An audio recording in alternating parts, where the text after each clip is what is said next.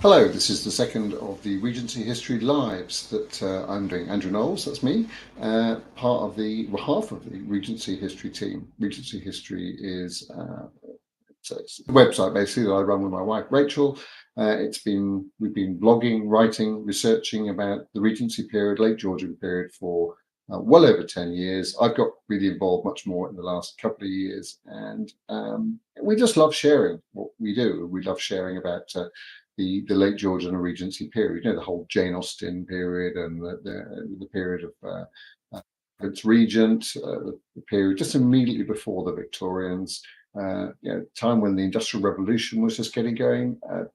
Napoleonic Wars, Battle of Waterloo was right in the middle of the Regency. Yes, fascinating time. Anyway, so every day I'm going to be doing these little videos just for a few minutes.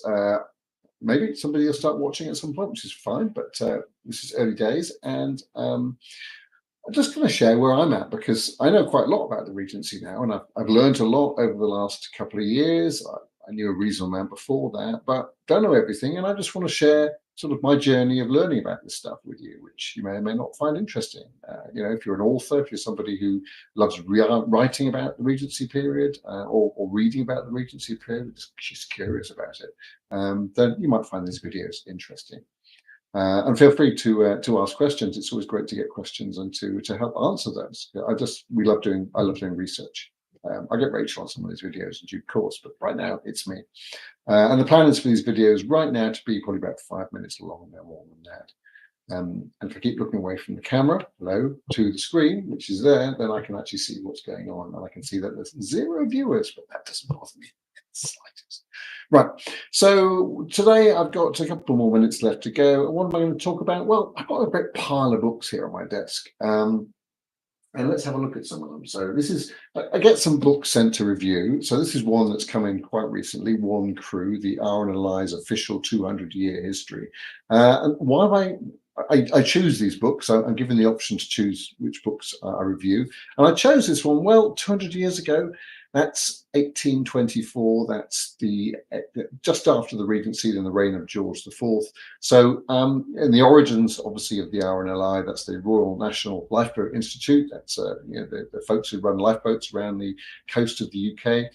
It's a big charity, well known, high profile, and they produce this book. And so I'd review it because I'm interested, particularly in the early sections. How did the RNLI come about? Because obviously, shipwreck and loss of life at sea was a big issue in the late Georgian and Regency period. What other books I've got here? Well, I've got a notebook, and I've got a book, Wired for Story, which is about writing. I'm also fascinated by writing, so that's a whole separate subject. Another one here, another one I sent to review, Women in Victorian Society. Well, and I've not read this one yet. I have skimmed through the RNLI one. Women in Victorian Society, well, it's just after the Regency, but it will have its roots in the late Georgian period. So I was happy to take that one to review. What else have we got here? This one isn't to review. This is one that I've bought. I bought it from a second-hand bookshop a while back. And what is it? It's the Memoirs of Sergeant Burgoyne. Again, it's another one I've not looked at. Sergeant Burgoyne, if I remember correctly, authorized translation from the French original. 1812, 1813 are the years it covers, so slap bang in the Regency. This was published in 1926. It's a French soldier who served in Napoleon's army going to Moscow, into Russia. So that will be interesting. I have actually read some of that, and it's fascinating. And I love reading books like this, original sources, the journals that people wrote 200 years ago, telling their life story, and letters and things like that as well. Fascinating. Those are the sorts of books that I like to collect. What else have we got here? Oh, this is another one that I have read, and I think I need to write a review. I don't think I've reviewed this one yet, but this is Champion of English Freedom, the life of John Wilkes. John Wilkes was a figure. He didn't quite stretch into the Regency. He died a little before that, if I remember correctly. When did he die? Was he got any dates in here? He certainly was born in the Georgian period, and he died just before the Regency period. So, and he was a major influence in terms of politics and society. He was a big fan of freedom, actually. So I've read that. It's a good book, and I need to write a review. If I haven't already, I need to double check. I'm losing track actually. I've got so many of these things going on. What else have we got here? Oh, a little book called The Georgians. I'm not quite sure why that's on my desk. It's at the bottom of the pile. Must have been put there some while ago. I think I just wanted to skim through it and see what it said. It's a book about Dorset, particularly, which is the county that I live in.